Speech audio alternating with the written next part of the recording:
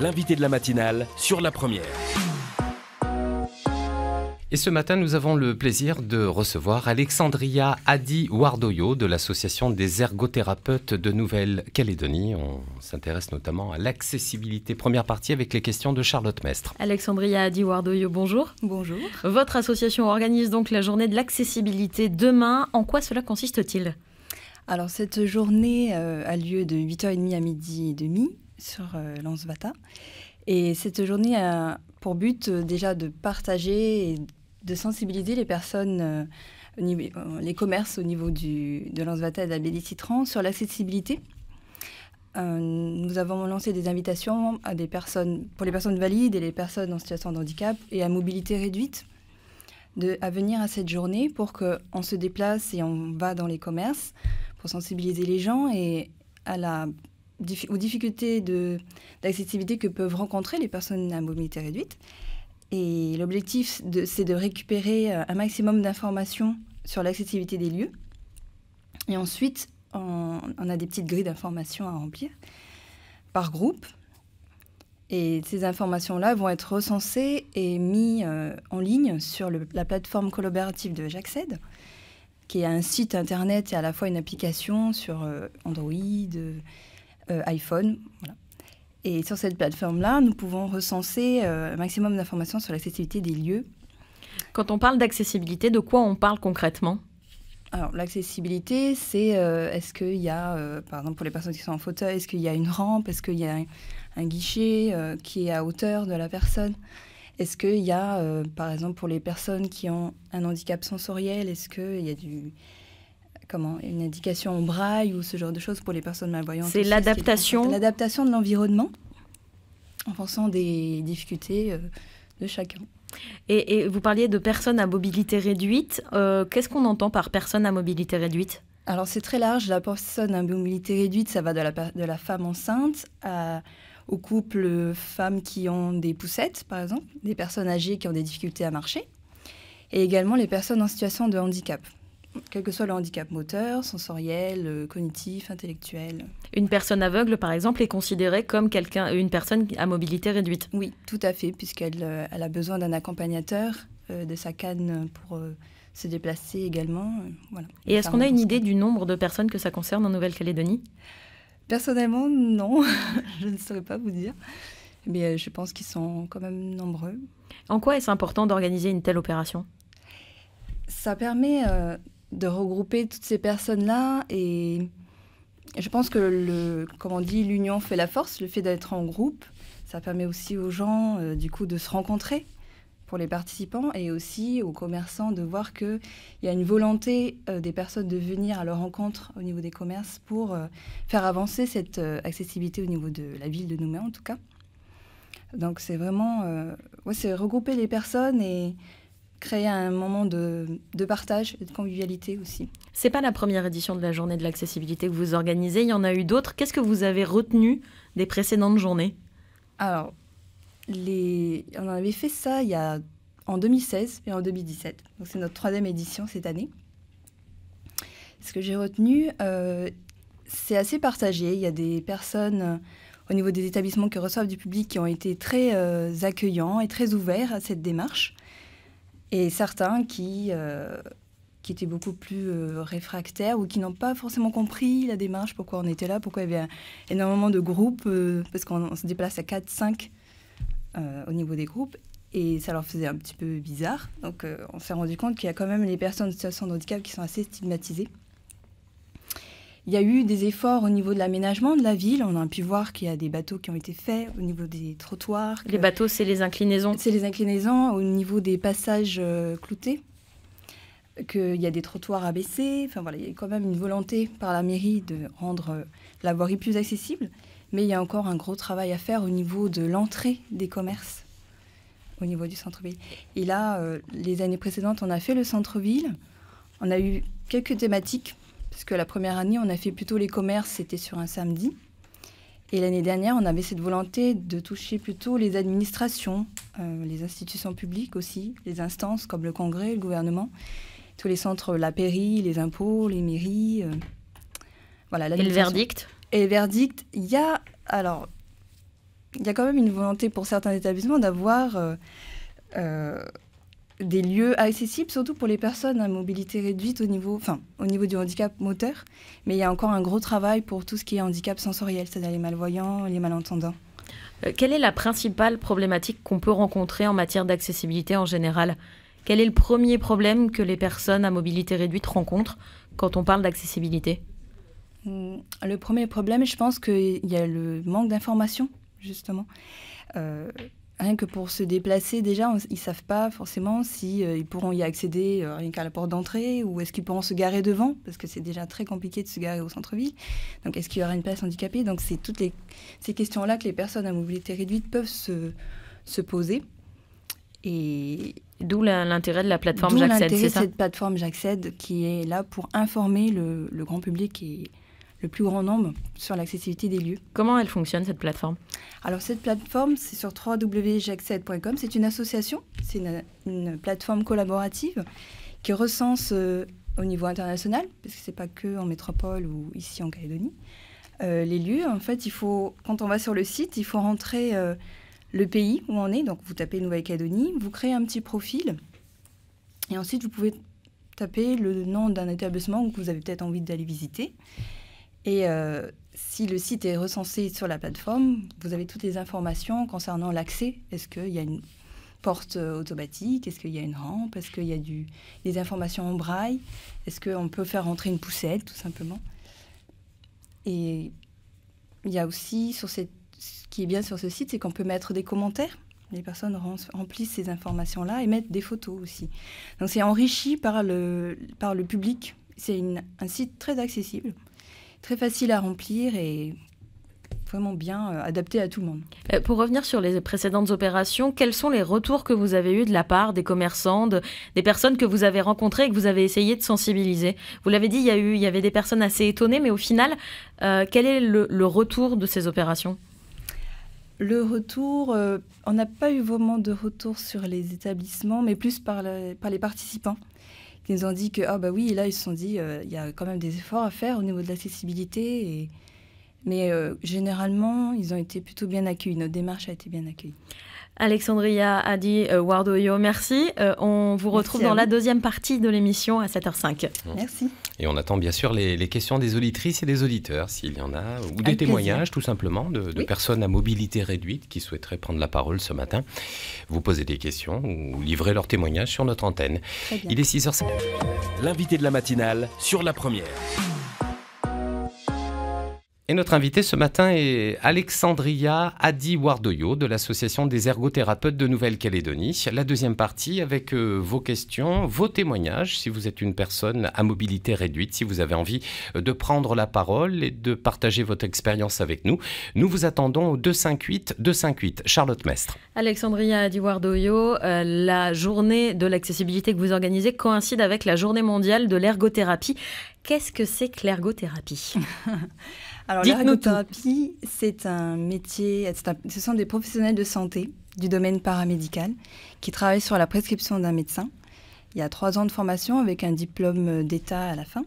Et on a une reconnaissance licence, puisque c'est un bac plus 3. Et nous sommes des professionnels experts, je peux dire, pour les personnes en situation de handicap, quel que soit le handicap, que ce soit sensoriel, intellectuel, cognitif ou moteur. Et que ce soit temporaire ou permanent. Que ce soit temporaire, permanent, exactement. Que ce soit un handicap partiel ou complet. Et comment vous travaillez ? Quelle est votre mission ? Les missions, nous, on travaille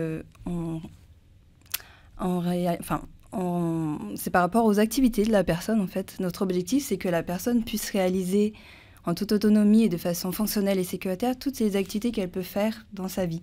Les activités, c'est très, très large, puisque ça peut être toutes les activités qu'on fait à partir du moment où on se lève le matin jusqu'au soir. Donc, c'est communiquer, se déplacer, faire son travail, faire son jardin, toutes les activités imaginables qui existent. Et on est là pour les aider à récupérer ou à maintenir, développer leurs capacités pour pouvoir faire ces activités-là au quotidien et mettre en place, quand c'est impossible de récupérer des capacités, de compenser le handicap en mettant en place des aides techniques, en aménageant l'environnement, d'où l'accessibilité, puisque l'accessibilité, c'est aussi ça fait partie de l'environnement de la personne. Si son environnement n'est pas adapté, elle ne va pas pouvoir être en capacité de faire ses activités de façon fonctionnelle et sécuritaire. Donc tout part de l'activité. Et donc vous disiez, vous travaillez en prescription médicale, sur prescription médicale.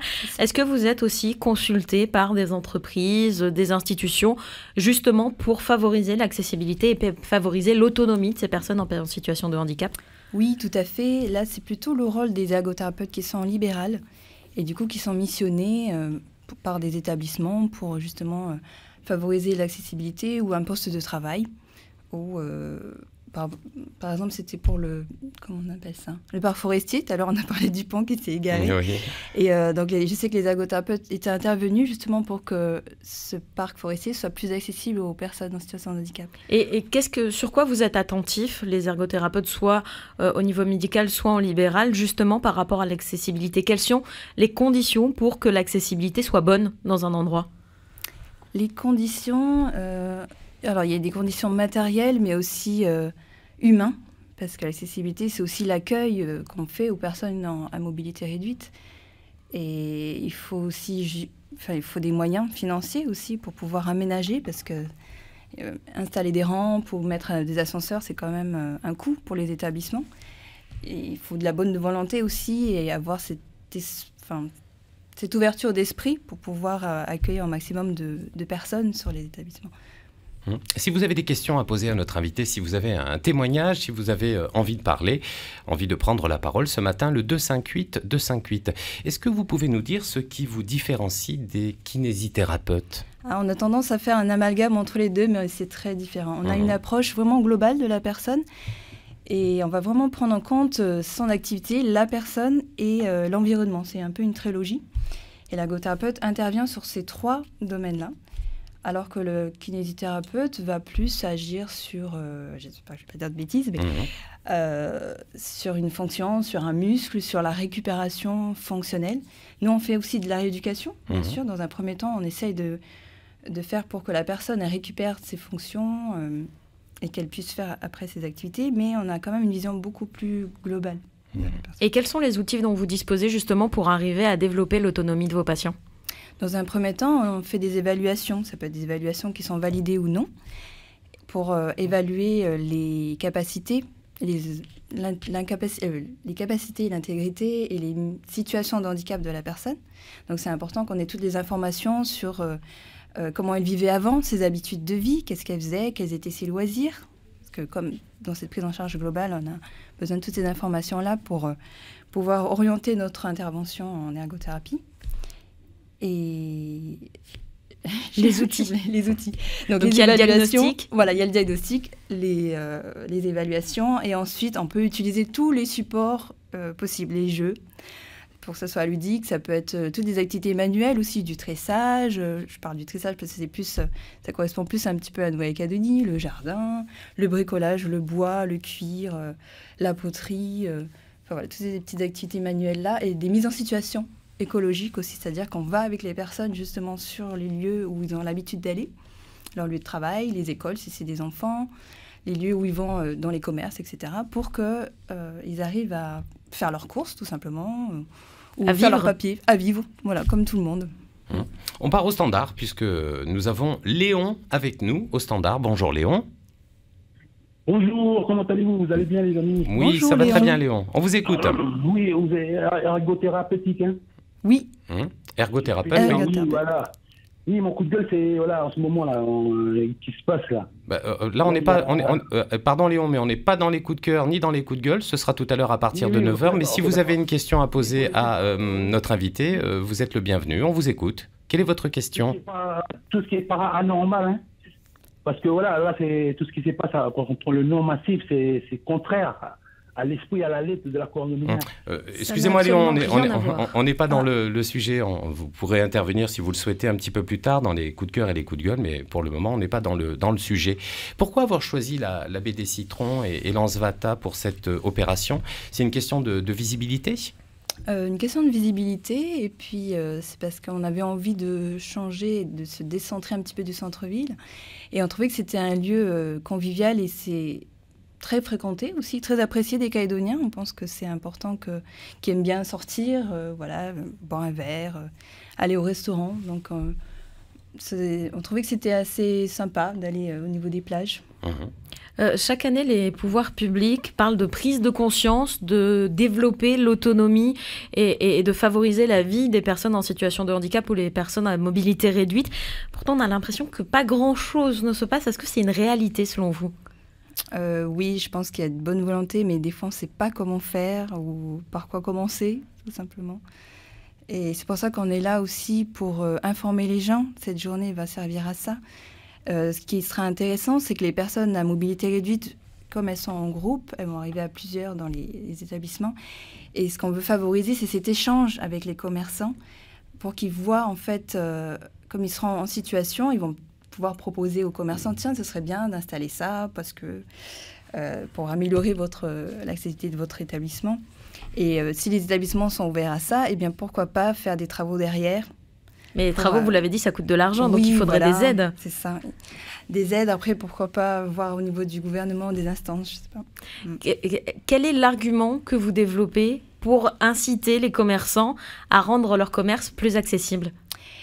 C'est aussi commercial, parce que du coup, ça leur permet d'avoir un plus large public, plus de clients, tout simplement. Et c'est vraiment... bénéfique pour tout le monde. Pour eux, ils auront plus de personnes à venir dans leur boutique, tout simplement. Et pour les personnes qui sont à mobilité réduite, de pouvoir se déplacer plus facilement et d'avoir accès à plus de lieux que d'habitude. Selon vous, qu'est-ce qui reste encore à faire ? On l'a compris, il y a encore beaucoup à faire, mais quelle serait la priorité des priorités pour améliorer l'accessibilité des personnes à mobilité réduite en Nouvelle-Calédonie ? La priorité, déjà, sensibiliser et informer. Et après, dans l'action, là, c'est aussi un peu plus compliqué. Mais je sais qu'il y a, au niveau du gouvernement, il y a eu l'instance il y a beaucoup de choses quand même qui se font avec le collectif handicap aussi. Et ça, c'est compliqué à dire, mais... Bon, je pense que déjà, dans un premier temps, informer, sensibiliser, puis après... Mais il n'y a pas des actions, des mesures qui pourraient permettre de justement de favoriser, de faire accélérer les choses ? Alors là, bonne question. C'est pas quelque chose sur lequel vous travaillez avec l'association ? Si, on essaie de faire ça, mais surtout avec le collectif handicap. Enfin, nous, notre association, elle a plutôt pour objectif de promouvoir déjà le métier, parce que beaucoup ne connaissent pas ce que c'est un ergothérapeute. Et après, malheureusement, on est une petite association, donc on n'a pas non plus énormément de poids par rapport aux instances. Et en plus, nous n'avons pas encore de statut, donc nous ne sommes pas encore reconnus paramédicaux. Ici, sur la Nouvelle-Calédonie, malheureusement, ça va changer, parce qu'il y a une loi de pays qui va passer cette année, normalement, on l'espère. Et c'est pour ça qu'on s'est mis aussi en collaboration avec le collectif handicap pour avoir un peu plus de poids au niveau des instances. Alexandria Adi Wardoyo, merci d'avoir été avec nous ce matin. Merci à vous pour votre invitation. Ouais, et puis